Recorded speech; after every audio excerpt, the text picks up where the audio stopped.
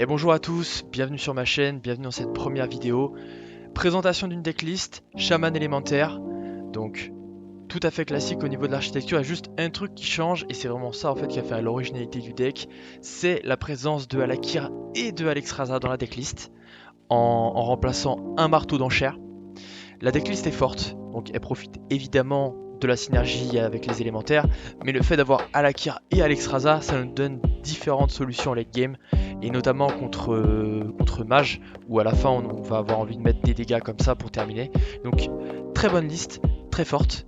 J'ai fait une vingtaine de games avec, et pour l'instant le win rate est assez haut, donc ça marche plutôt bien. Bah on va passer au gameplay. Allez, c'est parti, première game. Donc là, on joue contre mage. 1-1-1. Donc au mulligan classique, on garde juste le T1. Si jamais on peut avoir une curve, là c'est hyper fort là ce que j'ai. Je vais pouvoir jouer élémentaire embrasé T1, j'y refaire T2. Et donc ça c'est vraiment fort. Ou encore mieux sinon, on va faire vapeur gémissante T1. Élémentaire embrasé T2 et en fait au T3 on pourra jouer forge et granit et ça va être vraiment strong. Alors regarde ça, qu'est-ce que tu vas faire notre cher ami mage?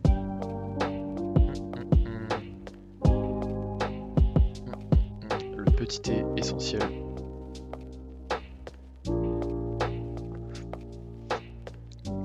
Ah yes. Ou sinon, non sinon je joue gardien de match en cage. Et après au T3 je ferai coin, forge et granit. Ça là je profite de ça pour mettre un petit point de dégâts en plus. On a quand même un peu peur du match-up contre mage. C'est vraiment le truc qu'on redoute le plus. Mage et démoniste. Parce qu'en fait le truc c'est que si démo il fait une bonne sortie et qu'il arrive à valider sa quête avant le late game, on est vraiment dans la merde. Qu'est-ce que tu vas faire notre cher image?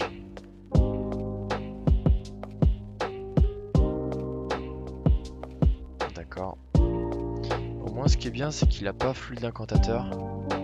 Donc au moins ça ça nous permet de rester dans la partie. Ok, par contre le mec a tout. Bon. C'est pas grave. Nous on va suivre le plan de jeu. En vrai est-ce que j'ai vraiment... Non, si, mais... Allez hop, on suit le plan de jeu, on coin, forge et granit. C'est vrai que quand forge et granit il était à 4-5, c'était vraiment hyper fort. Hyper fort, 4-5 pour 4. Ok, flux l'incantateur, il arrive T4. Bon, c'est pas si mal. Mais le truc c'est que j'ai quand même pas mis beaucoup de dégâts pour l'instant. D'accord, donc là on va mettre marteau d'enchère. J'y refaire. Attention à l'ordre. Attention à l'ordre. À bien taper avec le marteau après. Donc comme ça la réduction elle se met bien sur l'écumeuse et pas sur lui. Parce que on aurait waste 1 de mana, ça aurait été un peu dommage.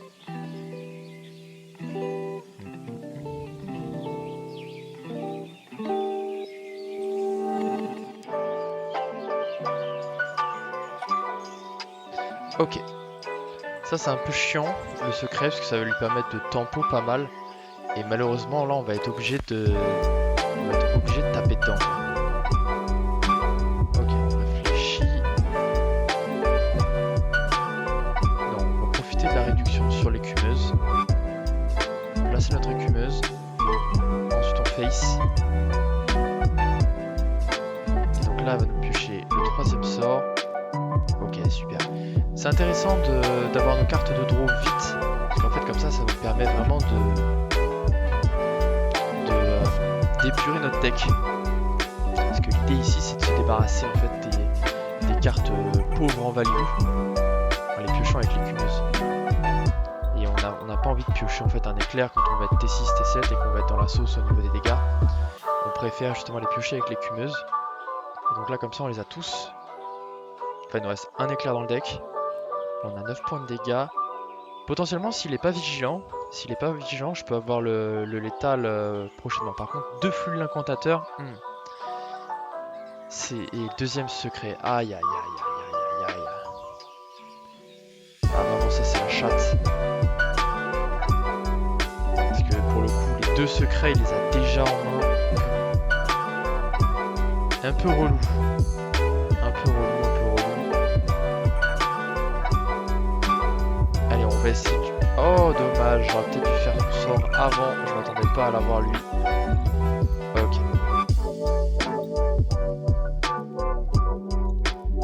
Là, pour le coup, je garde le second parce que s'il nous sort l'AOE, après ça nous rendrait extrêmement déçus.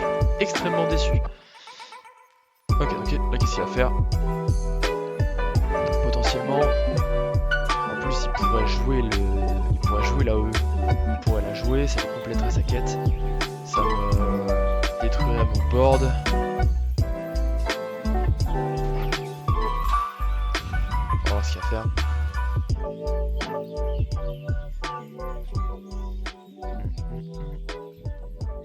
Ok, juste première flamme.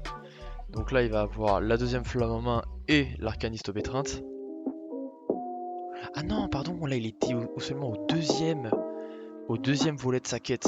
Donc on a encore un peu de temps. Ok, Hydro.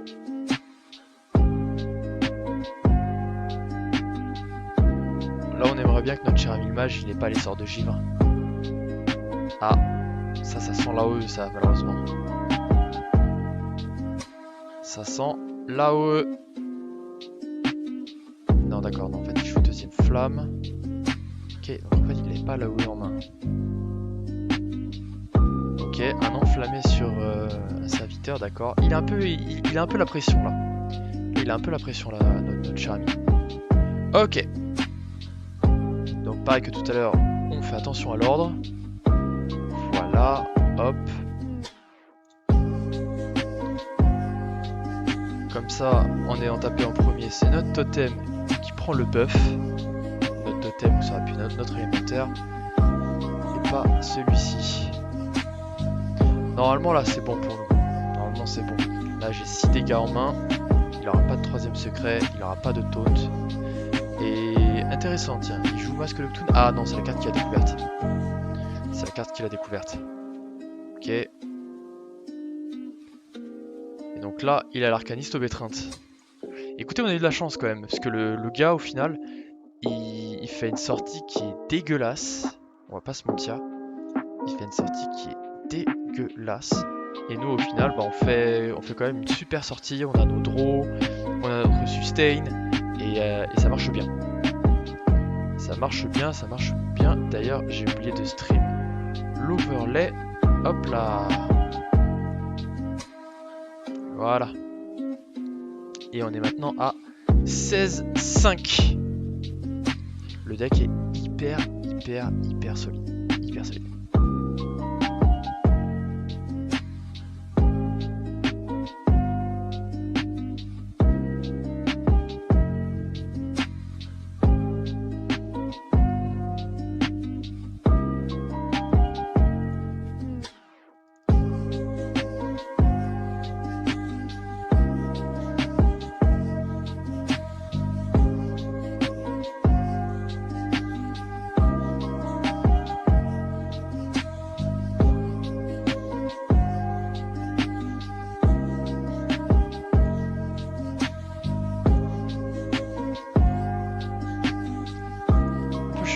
Là.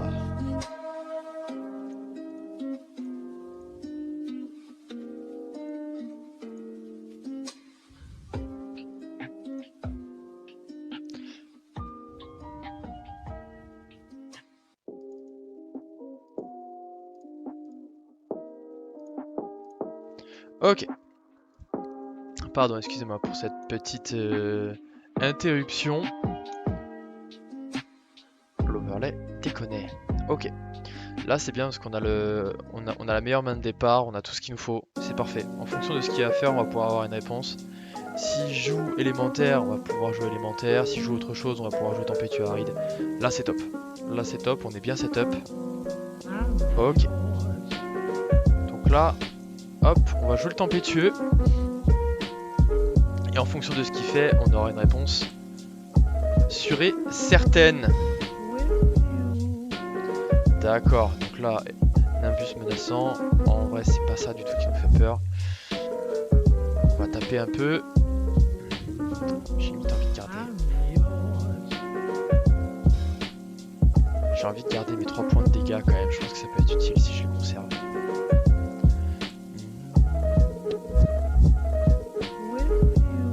Ok.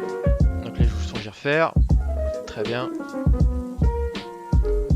Et ben écoute. On va le trade. Hop, hop. Pareil que tout à l'heure. Hop, on joue bien l'élémentaire en premier histoire de pas avoir la réduction de coups qui se mettent sur lui. C'est pas sinon vraiment on perd un mana, c'est un peu dommage. Ok, là on est quand même relativement bien embarqué. Ça c'est ok. Très bien, donc là nous on a notre écumeuse. D'accord, élémentaire de feu. Et donc là on va hop jouer ça ici. On le trade, on tape. Et comme ça on applique la réduction du coup sur l'élémentaire de feu. En vrai je pense que ça va le faire. Je pense que ça va le faire. Ok. D'accord. Donc tu vois, ouais, super. Je vais lui mettre un petit éclair, je pense, à lui. Comme ça, on lui redonne pas 6 points de vie. Et on face. Hop, hop, il est à 12. Il est à 12. Et potentiellement, s'il n'a pas le deuxième enliseur des canaux dans sa main, c'est bon pour nous. C'est bon pour nous. Et il faudra bien que ce soit bon pour nous. Après, ce qui est cool, c'est que là, on a quand même Alex aussi en main. Donc, si jamais il arrivait à survivre encore un peu. Voyons ça. Ah, le... Tiens, je l'avais oublié, lui, le radar d'Anifar. Ok. Après, en soi, nous, on a juste peur de l'enliseur des canaux, là. On a juste peur de l'enliseur des canaux. Parce que si il l'a pas, on gagne, tout simplement. Ok. Hop. On y va. On est one off. On va voir ce qu'il va pouvoir faire pour contrer ça. Ok, à la Kir. Donc au moins ce qui est bien, c'est que là on sait qu'on a gagné. Donc c'est cool. Bon, bah, pour le coup, j'aurais pas eu l'occasion de vous montrer les bienfaits d'avoir Alakir et Alex dans le deck. Mais sachez que c'est hyper utile en late game. Surtout quand on va chercher des dégâts en fin de partie, un peu comme ça. Allez, hop, super. Efficace. Et voilà, je vous conseille de la jouer pour climb vite. C'est vraiment une decklist qui est hyper forte. Et au moins, bah, vous gagnerez sans souci. Ok, bah c'est tout pour moi. Merci à tous. Voilà, je commence dans le entre guillemets dans le game. Et voilà, donc première vidéo. Et puis bah merci à tous de l'avoir suivi. Et puis à la prochaine. Ciao.